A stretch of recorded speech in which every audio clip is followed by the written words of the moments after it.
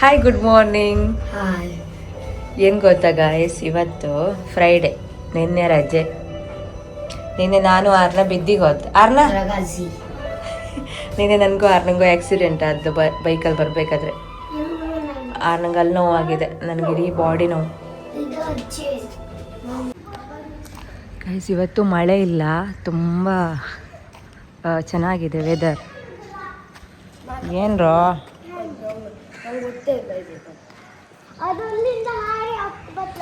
So ಇವತ್ತು ವಿಠಲ್ ರುಕ್ಮಿಣಿಗೆ ಎಲ್ಲರೂ ಹೋಗಿದ್ದು. ಮಹಾರಾಷ್ಟ್ರ ಫೇಮಸ್ ಹಬ್ಬ ಆಯಿತಾ, ಗೊತ್ತಿರುತ್ತೆ ಎಲ್ರಿಗೂ. ಬಟ್ ಮಳೆ ಪವಾಡ ನೋಡಿ, ನಿನ್ನೆ ತನಕ ಬಳ್ಕೊಂಡು ಹೋಗುವಷ್ಟು ಮಳೆ. ನಿನ್ನೆ ಮಧ್ಯಾಹ್ನದಿಂದ ಸ್ವಲ್ಪನೂ ಮಳೆ ಇಲ್ಲ ನೋಡಿ, ಗ್ರೇಟ್ ಅಲ್ಲ.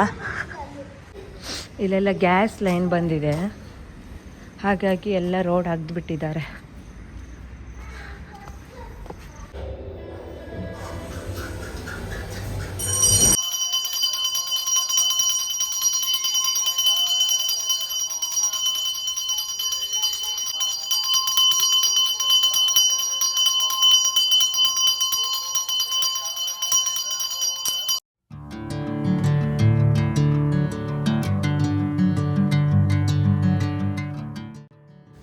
ಹಲೋ, ನಮಸ್ತೆ, ವೆಲ್ಕಮ್ ಬ್ಯಾಕ್. ಸೊ ಎಲ್ಲರೂ ಹೇಗಿದ್ದೀರಾ? ಎಲ್ಲರೂ ಚೆನ್ನಾಗಿದ್ದೀರಾ ಅಂತ ಭಾವಿಸ್ತಾ ಇವತ್ತಿನ ವ್ಲಾಗ್ ಸ್ಟಾರ್ಟ್ ಮಾಡ್ತಾ ಇದ್ದೀನಿ. ಸೊ ಲಾಸ್ಟ್ ವ್ಲಾಗಲ್ಲಿ ನೋಡಿದ್ದೀರಾ ಎಷ್ಟು ಮಳೆ ಅಂದರೆ ಮಹಾರಾಷ್ಟ್ರದಲ್ಲಿ. ಈ ನಡುವೆ ನನಗೆ ಸರಿಯಾಗಿ ವ್ಲಾಗೇ ಮಾಡಲಿಕ್ಕೆ ಆಗಿಲ್ಲ. ಯಾಕಂತ ಹೇಳಿದರೆ ಮಕ್ಕಳು ಮನೇಲಿರುವಾಗ ನಾನು ಜಾಸ್ತಿ ವ್ಲಾಗೆಲ್ಲ ಮಾಡಿರಲಿಲ್ಲ, ಯಾಕಂದರೆ ಅವ್ರ ಜೊತೆ ಟೈಮ್ ಸ್ಪೆಂಡ್ ಮಾಡೋದೇ ಆಗುತ್ತೆ. ಸೊ ಹಾಗೆ ಇವತ್ತು ವ್ಲಾಗ್ ಮಾಡ್ತಾಯಿದ್ದೀನಿ. ನಿನ್ನೆ ಒಂದು ಮ್ಯಾಟ್ರ್ ಆಗಿತ್ತು, ನಗೋದು ಅಳೋದು ಗೊತ್ತಾಗ್ತಿಲ್ಲ. ಸೊ ಇವಾಗ ಎಡಿಟಿಂಗ್ ಮಾಡಬೇಕಾದ್ರೆ ನಗು ಬರ್ತಾಯಿದೆ. ಕೆಲವೊಂದು ಸಲ ಲೈಫಲ್ಲಿ ಏನಾಗುತ್ತೆ ಅಂತ ಹೇಳಿದರೆ, ಬೆಳಿಗ್ಗೆ ಏಳಬೇಕಾದ್ರೆ ನಮಗೆ ಸ್ವಲ್ಪ ಮೂಡ್ ಅಪ್ಸೆಟ್ ಆ ರೀತಿ ಏನಾದರೂ ಇದ್ದಾಗ, ಏನಾದರೂ ನೆಗೆಟಿವ್ ಥಾಟ್ಸ್ ಬಂದರೆ ಆ ದಿನ ಫುಲ್ಲು ನೆಗೆಟಿವ್. ನನ್ನ ಕಥೆನೂ ಹಾಗೆ ಆಯಿತು. ನಿನ್ನೆ ಪಾಲ್ಕಿ ಆಗಿರೋದ್ರಿಂದ ಸ್ಕೂಲ್ ರಜೆ ಇತ್ತು. ಬೆಳಿಗ್ಗೆ ಏಳಬೇಕಾದ್ರೆ ಬಾಡಿ ಎಲ್ಲ ಪೇನು. ಯಾಕಂತ ಹೇಳಿದರೆ ಹಿಮ್ಮಡಿ ನೋವಿತ್ತಲ್ವ, ಅದು ಕಡಿಮೆನೇ ಆಗಿರಲಿಲ್ಲ. ಸೊ ಮತ್ತೆ ಯಾಕೆ ಕಡಿಮೆ ಆಗ್ತಿಲ್ಲ, ಮೆಡಿಷನ್ ಆಗ್ತಾಯಿದೆ ಆದರೂ ಕೂಡ ಕಡಿಮೆ ಆಗ್ತಿಲ್ಲ. ಇವಾಗ ಹೇಳ್ತಾರೆ ಹಿಮ್ಮಡಿಯಲ್ಲಿ ಒಂದು ಬೋನ್ ಎಕ್ಸ್ಟ್ರಾ ಬಂದರೆ ನೋವು ಜಾಸ್ತಿ ಆಗುತ್ತೆ, ಕಡಿಮೆ ಆಗಲ್ಲ ಅಂತ. ಮತ್ತು ಭಯ, ನನಗೆ ಇಂಜೆಕ್ಷನ್ ತೆಗೆದುಕೊಳ್ಳಿಕ್ಕೂ ಭಯ. ಅಂಥದ್ರಲ್ಲಿ ಮತ್ತೆ ಬೋನ್ ಎಕ್ಸ್ಟ್ರಾ ಬಂದರೆ ಏನು ಮಾಡಲಿ ಅಂತ ಹಾಸ್ಪಿಟಲ್ಗೆ ಹೋಗಿದ್ದೆ. ಬೆಳಿಗ್ಗಿನಿಂದ ಟೆನ್ಷನಲ್ಲೇ ಇದ್ದೆ ಆಯಿತಾ. ಸೊ ಮತ್ತೆ ಹಾಸ್ಪಿಟಲ್ಗೆ ಹೋಗಿ ಎಕ್ಸ್ರೇ ಮಾಡಿಕೊಂಡು ಡಾಕ್ಟ್ರ್ ಹತ್ರ ಕ್ವಶನ್ ಮೇಲೆ ಕ್ವಶನ್ ಮಾಡಿ ಆಮೇಲೆ ಕನ್ಫರ್ಮ್ ಆಯಿತು ನನಗೆ ಆ ರೀತಿ ಏನು ಪ್ರಾಬ್ಲಮ್ ಇಲ್ಲ, ರೆಸ್ಟ್ ಮಾಡಿದರೆ ಕರೆಕ್ಟ್ ಆಗುತ್ತೆ ಅಂತ. ಅಡುಗೆ ಮನೆಗೆ ಬಂದರೆ ಏನಾಗುತ್ತೆ ಗೊತ್ತಾ, ಬ್ಯಾಕ್ ಟು ಬ್ಯಾಕ್ ಕೆಲಸ. ಇಲ್ಲಂತಾದರೆ ಸೋಫಾ ಮೇಲೆ ಕೂತ್ಕೊಂಡಿರ್ತೀನಿ. ಕಾಲು ನೋವಂತ ವರ್ಕೌಟು, ವಾಕಿಂಗು ಎಲ್ಲ ಕಡಿಮೆ ಮಾಡಿದ್ದೆ. ಇನ್ನು ಅಡುಗೆ ಮನೆದೊಂದು ದೊಡ್ಡ ಪ್ರಾಬ್ಲಮ್ ಅಂದರೆ ನಂದು, ಅಡುಗೆ ಮನೆಗೆ ಬಂದರೆ ಒಮ್ಮೆಲೇ ಎಲ್ಲ ಕೆಲಸ ಮಾಡಿಬಿಟ್ಟು ಹೋಗ್ತೀನಿ. ಸೊ ಹಾಗಾಗಿ ತುಂಬ ಹೊತ್ತು ನಿಂತಾಗ ಕಾಲು ನೋವು ಇನ್ನೂ ಜಾಸ್ತಿ ಆಗಿಬಿಡುತ್ತೆ. ಹಾಗಾಗಿ ಅದು ಕಡಿಮೆ ಆಗಿಲ್ಲ. ಒಂದಿಷ್ಟು ಮೆಡಿಷನ್ ಕೊಟ್ಟಿದ್ದರು, ಸ್ವಲ್ಪ ಸಮಾಧಾನ ಆಯಿತು. ಆ ದಿನ ಹಾಸ್ಪಿಟ್ಲಿಂದ ಬರಬೇಕಾದ್ರೇ 12 ಗಂಟೆ ಆಯಿತು. ಮತ್ತೆ ಮಕ್ಕಳು ಮನೆಯಲ್ಲಿರೋದ್ರಿಂದ ಅಡುಗೆ ಎಲ್ಲ ಸ್ಟಾರ್ಟ್ ಮಾಡಿಕೊಂಡೆ. ಅದೇ ಬಾಡಿ ಎಲ್ಲ ಒಂಥರ ಪೇಯ್ನು, ಏನೋ ಒಂಥರ ನೆಗೆಟಿವ್ ಥಾಟ್ಸು, ಇದೆಲ್ಲದರ ನಡುವೆ ಅಡುಗೆ ಮಾಡಿ ಊಟ ಕೂಡ ಮಾಡಿದ್ದಾಯಿತು. ಮತ್ತೇನಪ್ಪ ಅಂತ ಹೇಳಿದರೆ, ಇವಾಗ ಏನಾದರೂ ಒಂದು ಕೆಲಸ ನಮಗೆ ಆಗಲ್ಲ ಅಂದರೂ ಕೂಡ ಮಾಡಲೇಬೇಕು. ಫಾರ್ ಎಕ್ಸಾಂಪಲ್ ಊಟ, ಮಕ್ಕಳು ಮನೇಲಿರಬೇಕಾದ್ರೆ ಅವರಿಗೇನಾದರೂ ಸ್ನ್ಯಾಕ್ಸ್ ರೆಡಿ ಮಾಡೋದಿರ್ಬೋದು, ಸಣ್ಣ ಪುಟ್ಟ ಕೆಲಸ. ಇದ್ರ ನಡುವೆ ಸ್ವಲ್ಪ ಬಿಸ್ನೆಸ್ಸಲ್ಲೂ ಕೂಡ ಆ ಕಡೆ ಈ ಕಡೆ ಪ್ರಾಬ್ಲಮ್ ಅದೆಲ್ಲ ಕೂಡ ಇರುತ್ತಲ್ವ. ಈ ಮನೇಲಿರುವಂಥ ಗೃಹಿಣಿಗೆ ಎಲ್ಲ ಟೆನ್ಷನ್ ಒಮ್ಮೆಲೆ ಬರೋದು ಅನಿಸುತ್ತೆ. ಎಲ್ಲರ ಟೆನ್ಷನ್ನು ನಾವೇ ಹೊತ್ಕೊಂಡು ಬಿಡ್ತೀವಿ ಅನಿಸುತ್ತೆ. ಸೊ ನನಗೆ ಅನಿಸೋದು ಒಮ್ಮೊಮ್ಮೆ ಯಾಕೆ ಹೊತ್ಕೋಬೇಕಪ್ಪ, ಈ ದಿನ ಹೋಗ್ತಾ ಇರುತ್ತೆ ಅಲ್ವಾ ಅಂತ ಹೇಳಿ.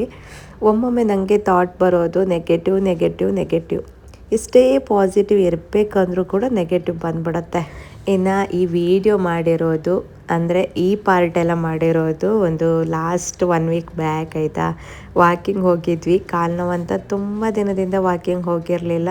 ಹೋಗೋಣ ಅಂತ ಹೋದ್ವಿ, ಅರ್ಧ ದೂರಕ್ಕೆ ಹೋಗುವಾಗ ಮತ್ತೆ ಕಾಲು ನೋವು ಸ್ಟಾರ್ಟ್ ಆಯಿತು. ಜೊತೆಗೆ ಮಕ್ಕಳು ಕೂಡ ನನ್ನ ಜೊತೆ ಬಂದಿದ್ದರು. ಸೊ ಹಾಗಾಗಿ ನಾವು ಆಟೋ ಮಾಡಿಕೊಂಡು ವಾಪಸ್ ಬಂದ್ವಿ. ತುಂಬಾ ಮಜಾ ಇತ್ತು ಆಯಿತಾ ಇದು. ಬಟ್ ಇದನ್ನು ನಾನು ವಾಯ್ಸ್ ಓವರ್ ಕೊಡ್ತಾ ಇದ್ದೀನಿ ಇವತ್ತಿನ ಸ್ಟೋರಿ. ಸೊ ನಿನ್ನೆ ಏನಾಯಿತು ಅಂತ ಹೇಳಿದರೆ, ಈ ಮಕ್ಕಳ ಮನಸ್ಸು ನನಗೆ ಅರ್ಥನೇ ಮಾಡ್ಕೊಳ್ಳಿಕ್ಕಾಗೋದಿಲ್ಲ. ರೀಸೆಂಟಾಗಿ ನನಗೊಂದು ರೀಸೆಂಟ್ ಅನ್ನೋದಕ್ಕಿಂತ ತುಂಬ ದಿನದ ನನಗೊಂದು ಆಸೆ ಇತ್ತು, ಭರತನಾಟ್ಯಂ ಕಲಿಬೇಕು ಅಂತ ಹೇಳಿ. ತುಂಬ ಟೈಮಿಂದ ಇತ್ತು. ಇನ್ನೊಂದು ಯಕ್ಷಗಾನ ಅಂದರೆ ಮೈ ಫೇವ್ರೆಟ್. ಬಟ್ ಅದಕ್ಕೆ ಇಲ್ಲಿ ಯಾವುದೇ ರೀತಿಯ ಅನುಕೂಲ ಇಲ್ಲದೆ ಇರೋದ್ರಿಂದ ಭರತನಾಟ್ಯಂ ಕಲಿತಾ ಇದ್ದೆ. ಹಿಮ್ಮಡಿ ನೋವು ಇರೋದ್ರಿಂದ 4-5 ತಿಂಗಳು ಸ್ಕಿಪ್ ಮಾಡಿದ್ದೆ, ಹೋಗಿಲ್ಲ. ಈ ಸರಿ ಮೇಡಮ್ ಹೇಳಿದರು, ನೀನು ಎಕ್ಸಾಮ್ ಮಾಡ್ತೀಯಾ ಅಂತ ಹೇಳಿ. ಲಾಸ್ಟ್ ಇಯರ್ ಕೂಡ ಥಿಯರಿ ಎಕ್ಸಾಮ್ ಬರ್ತಿದ್ದೆ. ಪ್ರಾಕ್ಟಿಕಲ್ ಇರುವಾಗ ಹಸ್ಬೆಂಡ್ಗೆ ಆರಾಮಿರಲಿಲ್ಲ, ಅದು ಕೂಡ ಹೋಯಿತು. ಸೊ ಈ ವರ್ಷ ಕೂಡ ಬರೆಯೋಣ ಅಂದರೆ ನನಗೆ ಕಾಲು ನೋವಿತ್ತು. ಸೊ ಹಾಗಾಗಿ ಇನ್ನೇನು ಮಾಡೋದು ಅಂತ ಹೇಳಿ ಸ್ವಲ್ಪ ವರ್ಕೌಟೆಲ್ಲ ಸ್ಟಾರ್ಟ್ ಮಾಡೋಣ, ವಾಕಿಂಗೆಲ್ಲ ಸ್ಟಾರ್ಟ್ ಮಾಡೋಣ ಅಂತ ಸ್ಟಾರ್ಟ್ ಮಾಡ್ತಾ ಇದ್ದೀನಿ. ಮತ್ತು ನೋವು ಜಾಸ್ತಿ ಆಗ್ತಾಯಿತ್ತು. ಸೊ ಏನೇ ಆಗಲಿ ಈ ಸಾರಿ ಎಕ್ಸಾಮ್ ಬರೀಲೇಬೇಕು ಅಂತ ಒಂದು ಹಠ. ಸೊ ಇನ್ನೇನು ಮಾಡೋದು ಅಂತ ಹೇಳಿ ಇವತ್ತು ಹೋಗಿದ್ದೆ. ಬೆಳಿಗ್ಗೆ ನನ್ನ ದಿನ ಇತ್ತು. ಎಷ್ಟೇ ನೆಗೆಟಿವ್ ಥಾಟ್ ಇದ್ದರೂ ಕೂಡ ಹೋಗಬೇಕು ಅಂತ ಹೇಳಿ ಹಠ ಹಿಡಿದು ಹೋಗಿದ್ದೆ ಆಯಿತಾ. ಕ್ಲಾಸ್ಗೆ ಹೋಗಿ ಬಂದಮೇಲೆ ಮತ್ತೆ ಹಾಸ್ಪಿಟಲ್ಗೆ ಹೋದೆ. ಇದೆಲ್ಲ ಆಯಿತು. ಇನ್ನು ಈವ್ನಿಂಗು 6ಗೆ ಡ್ಯಾನ್ಸ್ ಕ್ಲಾಸ್ ಇತ್ತು. ಅವಳು ಕೂಡ ತುಂಬ ಸ್ಕಿಪ್ ಮಾಡ್ತಾಯಿದ್ಲು ಈ ನಡುವೆ, ಯಾಕಂದರೆ ಮಳೆ ಅದು ಇದು ಅಂತ ಹೇಳಿ ಡ್ರಾಪ್ ಮಾಡಲಿಕ್ಕೆ ಆಗ್ತಾ ಇರಲಿಲ್ಲ. ಈ ಸಾರಿ ಗುರುಪೂರ್ಣಿಮಕ್ಕೆ ಒಂದು ಡ್ಯಾನ್ಸ್ ಇತ್ತು, ಅವಳಿಗೆ ಸಣ್ಣದಾಗಿ ಪ್ರಾಕ್ಟೀಸ್ ಇತ್ತು. ಸೊ ಹಾಗಾಗಿ ಅದಕ್ಕೆ ಡ್ರೆಸ್ ಮೆಜರ್ಮೆಂಟ್ ಕೂಡ ಕೊಡಲಿಕ್ಕಿತ್ತು. ಕಂಪಲ್ಸರಿಯಾಗಿ ಬರಲೇಬೇಕು ಅಂತ ಮೇಡಮ್ ಹೇಳಿದರು. ನನಗೆ ಎಷ್ಟೇ ಬಾಡಿ ನೋವಿದ್ರೂ ಕೂಡ ಅವಳನ್ನು ಕರ್ಕೊಂಡು ಹೋಗಬೇಕು. ಇನ್ನೇನು ಬೈಕ್ ಹತ್ತಬೇಕು ಅನ್ನೋಷ್ಟರಲ್ಲಿ ಬೈಕು ಪಂಚರ್ ಆಗಿತ್ತು. ಇನ್ನೇನು ಪಂಚರ್ ಹಾಕಿ ಸಾಕಾಯಿತು. ಹೊಸ ಟೈರ್ ಹಾಕೋಣ, ಇವತ್ತು ಹಾಗೆ ಹೋಗೋಣ ಅಂತ ಹೋದೆ. ಇನ್ನು 1 ಅವರ್ ವೆಯ್ಟ್ ಮಾಡಬೇಕು. ನಾನು ಮನೆಗೆ ಬರ್ತಾಯಿದ್ದೆ. ಈ ಸಾರಿ ಪಂಚರ್ ಆಗಿದೆಯಲ್ವಾ ಅಂತ ಹೇಳಿ ಮತ್ತೆ ಅಲ್ಲಿ 1 ಅವರ್ ವೆಯ್ಟ್ ಮಾಡಿದೆ. ಜೊತೆಗೆ ಬಾಡಿ ಪೇಯ್ನ್ ಇತ್ತಲ್ವಾ, ತುಂಬಾ ಬಾಡಿ ಪೇಯ್ನ್ ಇತ್ತು. ಹಾಗಾಗಿ ನಾನು ಅಲ್ಲೇ ಉಳ್ಕೊಂಡು ಅವಳನ್ನು ಕರ್ಕೊಂಡು ಬರೋಣ ಅಂತ ಹೇಳಿ ಕೂತ್ಕೊಳ್ಬೇಕಾದ್ರೆ ಇಷ್ಟು ಬಾಡಿ ಪೇಯ್ನ್ ಇತ್ತು ಅಂದರೆ ಇನ್ನೇನು ಜ್ವರ ಬರುವ ಆಗಿತ್ತು. ಕೂತ್ಕೊಂಡು ಅವಳನ್ನು ಪಿಕ್ ಮಾಡಿಕೊಂಡು ಇನ್ನೇನು ಡ್ಯಾನ್ಸ್ ಕ್ಲಾಸಿಂದ ಹೊರಡಬೇಕು. ಮಳೆಯೆಲ್ಲ ಬಂದಿರೋದ್ರಿಂದ ಬೈಕ್ ಸ್ಕಿಡ್ ಆಗಿ ಇಬ್ಬರು ರೋಡಿಗೆ ಬಿದ್ದುಬಿಟ್ವಿ. ತುಂಬ ಜನ ಸಿಟಿ ಆಗಿರೋದ್ರಿಂದ ಎಲ್ಲರೂ ಒಟ್ಟಾದರು. ಬಟ್ ನನಗೇನಾಗಿತ್ತು ಅಂದರೆ, ಆಲ್ರೆಡಿ ಕಾಲು ನೋವಿದೆಯಲ್ವಾ, ಅದನ್ನು ರೋಡ್ಗೆ ಸರಿಯಾಗಿ ಕಾಲಿಟ್ಬಿಟ್ಟೆ. ಆರನ ಬೀಳ್ತಾಳೆ ಅಂತ ಕೈ ಬಿಟ್ಟು ಬೈಕನ್ನು ಬಿಟ್ಟು ಅವಳನ್ನು ಹಿಡ್ಕೊಂಡೆ. ಎಲ್ಲ ಪೆಟ್ಟು ನನಗೆ ಆಯಿತು ಜಾಸ್ತಿ. ಅವಾಗ ಏನೂ ಅನಿಸ್ಲಿಲ್ಲ, ಆರನ ಬಿದ್ದಲು ಅಂತ ಟೆನ್ಷನಲ್ಲೇ ಇದ್ದೆ. ಬಟ್ ಮನೆಗೆ ಸ್ವಲ್ಪ ಹೊತ್ತು ಬಿಟ್ಟು ಮನೆಗೆ ಬಂದೆ. ಯಾಕಂದರೆ ಅಲ್ಲೇ ಡ್ಯಾನ್ಸ್ ಕ್ಲಾಸ್ ಇರೋದ್ರಿಂದ ಮೇಡಮ್ ಅದೇ ಡ್ಯಾನ್ಸ್ ಕ್ಲಾಸ್ಗೆ ಹೋದೆ. ಮೇಡಮ್ ಸ್ವಲ್ಪ ಸ್ಪ್ರೇ ಎಲ್ಲ ಹಾಕಿದ್ರು ಕಾಲಿಗೆ. ಎಲ್ಲ ಮಾಡ್ಕೊಂಡು ಬರಬೇಕಾದ್ರೆ ಮೇಡಮ್ ಹೇಳಿದರು, ಈ ಸಾರಿನೂ ಕೂಡ ಎಕ್ಸಾಮ್ ಏನು ಕೊಡ್ತೀಯಾ ಇಲ್ವಾ ಅಂತ.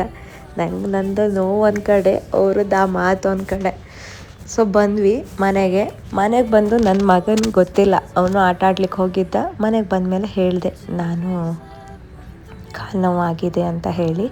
ಫಸ್ಟು ಮಗನಿಗೆ ಹೇಳಿದೆ, ಆಕ್ಸಿಡೆಂಟ್ ಆಯಿತು ಅಂತ ಹೇಳಿ. ತುಂಬ ಜನ ಸೇರಿದರು. ಅವನು ಕೇಳಿದ ಒಂದೇ ಒಂದು ಮಾತಿಗೆ ನನಗೆ ಇವಾಗ ನಗು ಬರ್ತಾಯಿದೆ. ನೋವು ಒಂದು ಕಡೆ, ನಗು ಒಂದು ಕಡೆ. ಅವನೇನು ಕೇಳ್ದ ಅಂದರೆ, ಮಮ್ಮಿ ಎಷ್ಟು ಜನ ಸೇರಿದ್ರು, ತುಂಬ ಜನ ಸೇರಿದ್ರಾ, ಹಾಗಾದರೆ ಪಪ್ಪಂಗೆ ಹೇಳೋದು ಬೇಡ ಅಂತ ನಾನು. ಪಪ್ಪನಿಗೆ ಹೇಗೂ ಗೊತ್ತಾಗತ್ತೆ ಬಿಡು.